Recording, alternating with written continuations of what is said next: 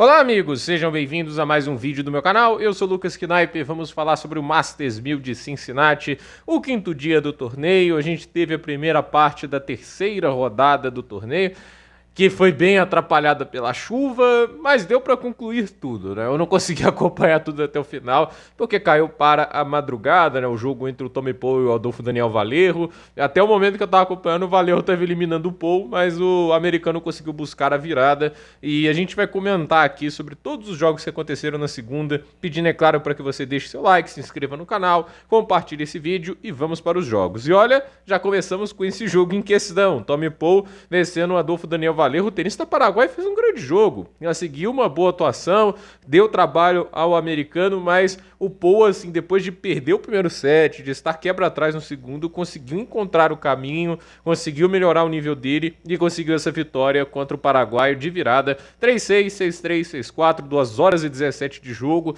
mas o americano vai ter que levar esse nível se quiser avançar contra o Zverev, porque agora é um sarrafo muito mais alto e, assim, o Tommy Paul nessas últimas semanas não tá jogando o seu melhor tênis. Ele é aquele cara que consegue vitórias quase todos os torneios, é um tenista que tem um teto de produção interessante, um piso de produção elevado, mas a questão é, o Tommy Paul, ele nesse momento, nessa gira americana, não tem sido tão forte como foi em certos momentos dessa temporada, então a ver se ele consegue, né, recalcular um pouco aí a rota e alcançar o melhor nível dele, tanto para o jogo contra o Zverev, que vem na quarta-feira, como também para o US Open, porque o US Open é muito importante. A gente também teve o Zverev vencendo o Otmani, jogo longo para 2 sets, 2 horas e 9, foi difícil. O Otmani é um tenista bem agressivo, é um tenista que tenta colocar o adversário máximo na defensiva. O Zverev, obviamente, não tá jogando o melhor dele, não teve um bom retorno no Canadá, caindo logo na estreia contra o Griekspoor, mas pouco a pouco vai encaixando o tênis dele e joga com mais inteligência com o Otmani. Eu acho que, eu resumi até no vídeo do jogo dele, o Match Point resume muito isso, porque é o Otmani atacando de tudo quanto é jeito, mas assim, ele tenta o tempo todo fugir pro forehand, pra ver se consegue machucar mais o Zverev, e assim, ele faz as coisas mais complexas, o Zverev fazendo simples, até o momento que ele tenta subir para a rede e ele escolhe subir para a rede contra o Zverev no backhand do alemão. E aí, óbvio, tomou a passada. Então, o Zverev, ele leva por ter sido um pouquinho mais consciente nesses momentos decisivos, embora a dupla falta no match point foi algo assim que eu falei. Tá querendo jogar um set a mais, hein, Zverev? Mas o alemão avança, o cabeça de chave 1 continua no torneio. Alex de Minaur teve a chance de vencer esse jogo um pouquinho mais fácil, estava 7-5 e 5-2 sacando, e ele acabou de novo sofrendo esse colapso. Aí ele pode até culpar as paralisações da chuva, porque esse jogo, se não me engano, foi paralisado pela chuva, literalmente, isso não é piada, 3 vezes. Começou o primeiro game, 40-0 Ferry, paralisado pela chuva. E depois teve a sequência, chegou acho que até parte do primeiro set, aí paralisa de novo, aí termina quase o jogo, paralisa de novo. É um negócio bem irritante, né? A chuva voltava, parava.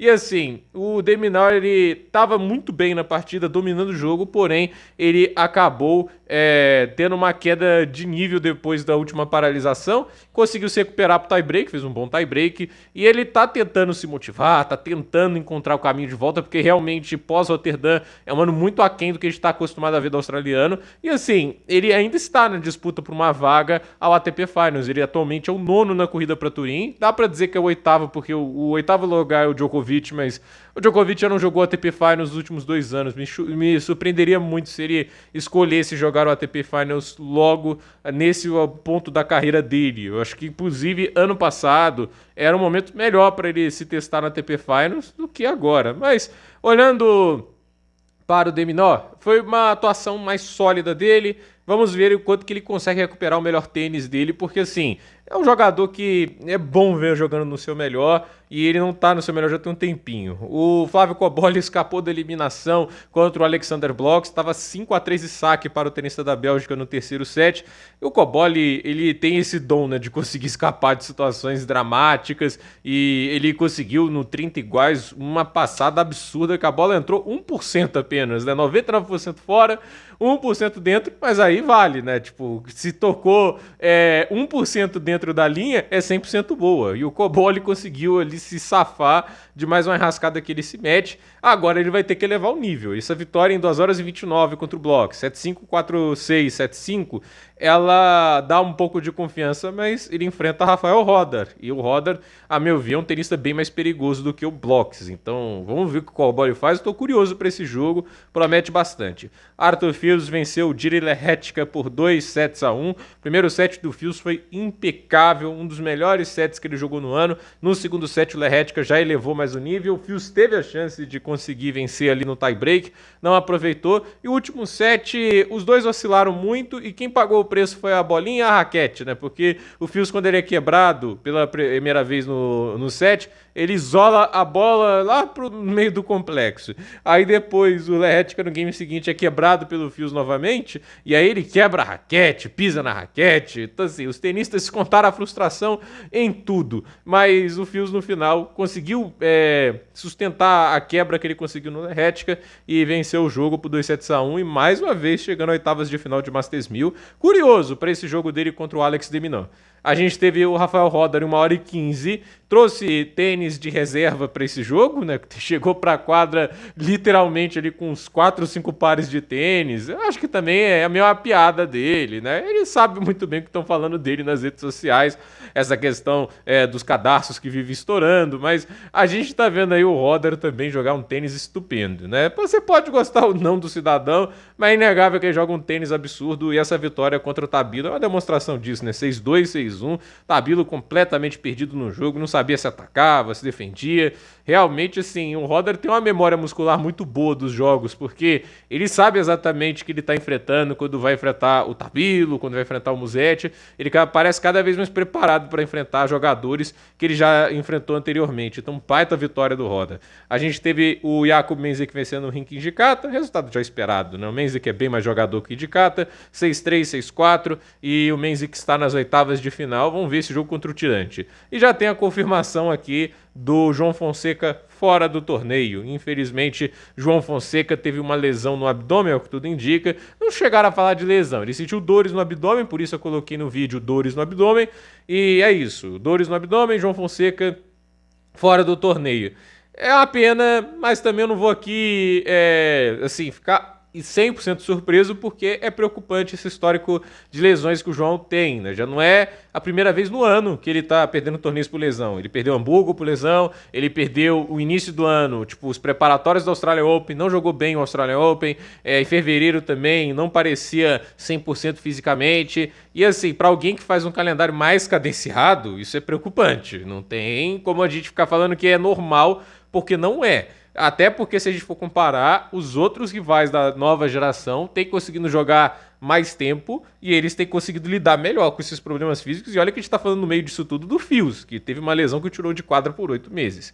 Thiago Agustin Tirante venceu o Martin Landaluce por 2-0, 7-6, 7-6. É uma vitória importante para o argentino, tá sacando muito bem. Eu acho que, diferente de outros tenistas sul-americanos, saibreiros, ele tem a potência e o poder de fogo para jogar bem na quadradura. Então, é um tenista pra gente ficar de olho, porque se ele conseguir lapidar e evoluir o tênis dele em quadradura, é um tenista que eu acredito que vá mais para as cabeças, né? Tipo, cabeças não quero dizer top 10, top 5, porque aí também é exagero, mas pode virar um cabeça de chave sem dúvida nenhuma. Se o Cerúndulo consegue, eu acho que o Tirante, visto o poder de fogo que ele também tem condições. Aqui é a programação de hoje. Quadra central: Andrei Rublev e Nuno Borges, que abre a quadra central, depois Taylor Fritz e Daniel Merida. Aí a gente tem a Coco Gauff contra ali, a Sabalenka contra o Wang, e encerrando a programação da quadra central, o Leonard Thiem enfrentando o Francis Tiafoe. A gente tem na quadra número 2, a Grandstand, temos os jogos do feminino e a terceira partida, que é no masculino, Brandon Nakashima contra Daniil Medvedev. Vamos ver esse jogo. O Medvedev ainda levantando dúvidas. Esse, teoricamente, é um confronto que o Medvedev se dá bem, teoricamente, porque são 3 jogos e 3 vitórias para ele, mas o Nakashima vem na melhor fase da carreira e o Medvedev não. E aí a gente tem Juan Manuel Cerúndulo e Félix Auger-Aliassime, jogo também bem interessante. Michael Zeng vai enfrentar o Lorenzo Musetti. E esses são todos os jogos? Não. Jaime Faria e Adam Walton.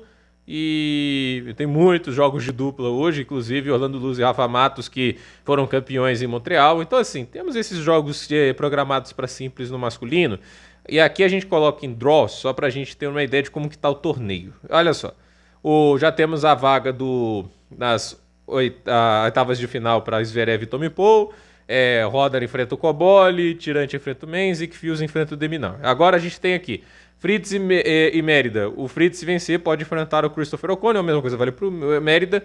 É um chaveamento bom para as quartas. Andrei Rublev contra Nuno Borges. O vencedor do jogo enfrenta ou Nakashima ou Medvedev. Jaime Faria contra Adam Walton, ou enfrenta ou Michael Zeng ou Lorenzo Musetti. Leonard Thiem e Francis Tiafoe, o vencedor enfrenta ou Romanuel Cerúndulo ou Félix Auger-Aliassime.